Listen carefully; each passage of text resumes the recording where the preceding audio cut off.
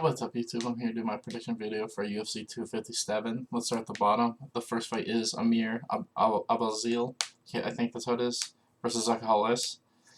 And to me, Amir, I think, is the better grappler. I think I can't say his name, is the better striker. I also think Z is really good with his takedown defense and all that. I think that in terms of his overall striking, he's probably the better striker. The biggest thing for me is both these guys are kind of unknowns.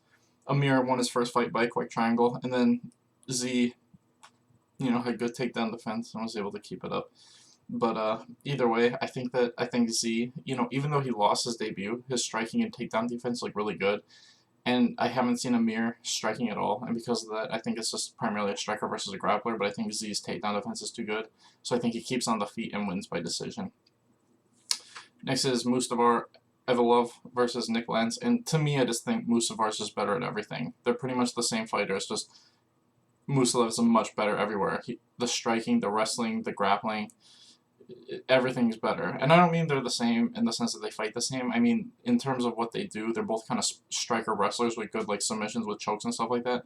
And because of that, I think Mustafa is just better at all three. And I think I don't know if he finishes Nick, but I think he wins all three rounds pretty dominantly. Next is Khalil Rountree versus Marcin. I can't say his last name. And this is basically a really good striker going up against an okay striker. I think Khalil's a really good striker, and Marcin's just an okay striker. Marcin's not a great grappler. And the thing is, he's a striker, but he's been knocked out a bunch of times. I think that Khalil, like I said, is just a much better striker, and I think he's going to catch Marcin and win by first round KO. Next is Juliana Pena versus Sarah McMahon. And this depends entirely on Sarah's cardio. I think if her cardio's good, she wins this fight all day. I think that Julianne is primarily just a wrestler. Her striking's okay. I think Sarah's a little bit better. I don't think it's that big of a gap, though. I think their striking's about even. The biggest thing is that I think Sarah's the much better wrestler, and as long as she minds her P's and Q's and manages her cardio well, she should win at least 2 of the 3 rounds, and I think Sarah should easily win a 29-20 decision as long as she isn't sloppy. Next is Brad Tavares versus Antonio Carlos Jr., and this is really just striker versus grappler. The biggest thing for me is Brad has been out for a while. I'm still going to pick him, but my biggest fear is that he's been out for so long, and I know it's been injury, so I don't know how he's going to look coming back after all this time. I think that, overall style-wise, this does favor Brad. I think Carlos, isn't the greatest striker. He's primarily, like I said, a jiu-jitsu guy, and Brad has always shown really good takedown defense and really good ability to get back up to his feet. And even though his striking is kind of basic, I think he's still the better striker. And I think as long as he's at about the level he was, before the injuries, I think he should win this fight. That's the thing, though. If the injuries are affecting him really bad, then he's going to get, taken down, submitted really easily. But I'm going to hope that he's the same Brad as he was like a year or two ago, and I think he wins by decision. Next is Nazaret, can't say his last name, versus Arkman. I can't say this guy's last name. But to me, Nazaret is probably the better striker. He has better forward movement, but I don't think that matters. I think Arkman, even though he's not as good of a striker, his takedown ability is just really strong. I know Nazaret has really good takedown defense, but I think Arkman, does the way he's able to continuously attack with takedowns. And it's not like Nazaret has a massive advantage in striking, he's just a better striker. I think that Arkman is the much better overall grappler and the overall better fighter. I think, like I said, other than the striking, I think Arkman's just a little bit better at everything. And I think because of that, unless he gets caught with a big shot, I think that he's going to win at least 2 of the 3 rounds just with the wrestling. Even if Nazaret's able to get back up, I think Arkman will be able to control him against the fence and just kind of grind him there to edge out rounds. And I think he wins at least a 29-20 decision, if not a 30-27 decision, so I got Arkman. Next is Andrew Sanchez versus Muhammad, I can't say his last name. To me, this is basically just 2 guys who are primarily strikers. They both have pretty good offensive and defensive wrestling. I'd say they're both primarily more defensive wrestlers. They don't use their offensive wrestling too much.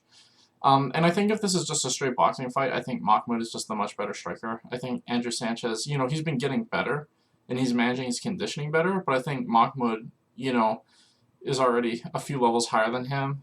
And even though Andrew's getting better, I just think, all he's doing is closing a gap that was super wide that, in my opinion, hasn't shrunk him by that much. And because of that, I think that even if Mahmoud doesn't knock him out, I think he's going to win probably every round. Even if the rounds are competitive, I think Mahmoud's going to edge out all 3 rounds, if not get a late knockout. So I got Mahmoud winning by either decision or 3rd round TKO. Next is Mariana Rodriguez versus Amanda Hebos. And to me, I think this fight's pretty easy. I think Mariana Rodriguez has just been kind of lucky. I think that her striking's really good, but her grappling's not that great. I think her last fight, really the only reason it was even close at all was because Carla Esparza kept going for heel hooks at the end of the rounds. If she didn't do that, the fight would have been 30-27 across the board. Like, it wasn't because Rodriguez did anything to get out of those positions. It was um, Carla Esparza making a mistake. And that's the thing is, it's like people were mad. They thought that she won, but it's like I thought it was really close. I thought Carla won it, but to me it was like she didn't do anything to get out of those bad positions. It was once again Carla just not being smart.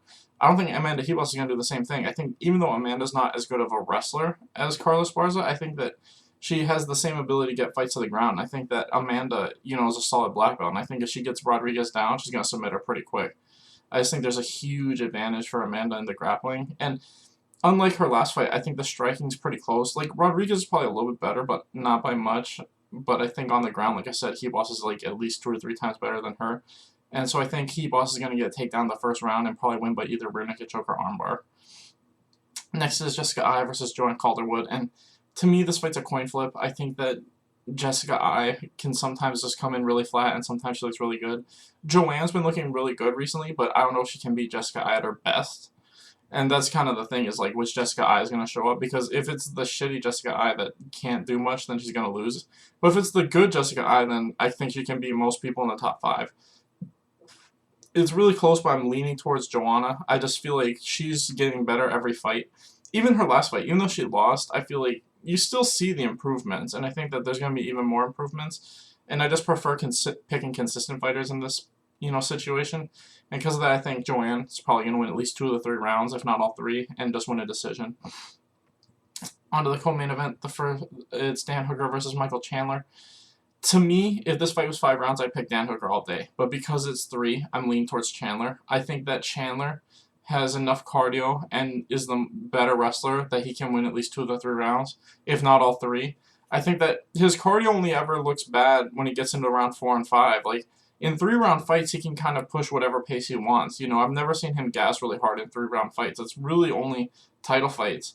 And because of that, like I said, I think that, the fact that he's so much smaller actually helps him in this fight, because he's so much closer to Hooker's waist.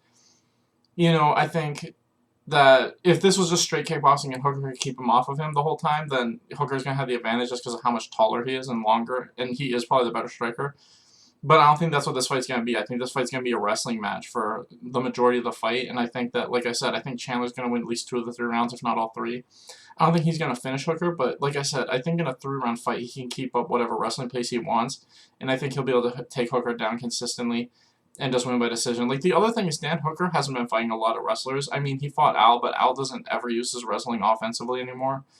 But you look at his last, 10 fights, it's pretty much all been strikers. And Al's the only guy who was really trying to shoot on him a lot, and that's only because he was getting tagged so much. Like I said, it's going to be different with Chandler. Chandler is a guy who does use his wrestling offensively, and he, in general, is just a better wrestler than Al, and I think that, like I said, as long as he's just consistent with it and doesn't do anything stupid and walk into something like a big shot, like I said, I think he, at the very least, wins 2 out of 3 rounds, if not all 3, so I got Michael Chandler winning by decision.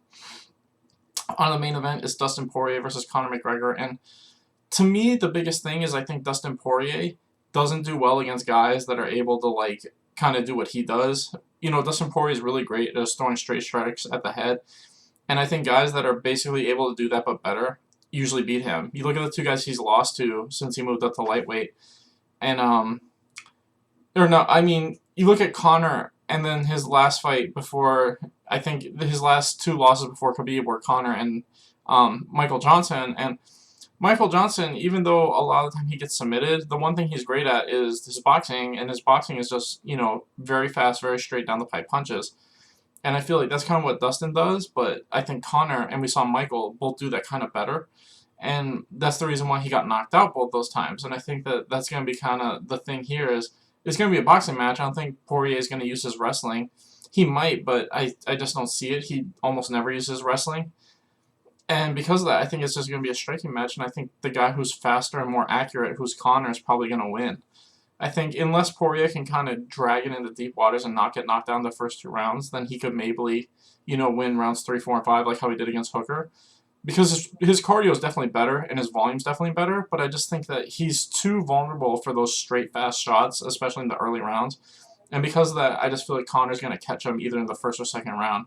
I just think he's just too much faster and too much more accurate, and like I said, Poirier's susceptible to those type of shots. And because of that, I'm picking Connor to win by either round 1 or round 2 KO. Anyway, thanks for watching, guys. Please like and subscribe.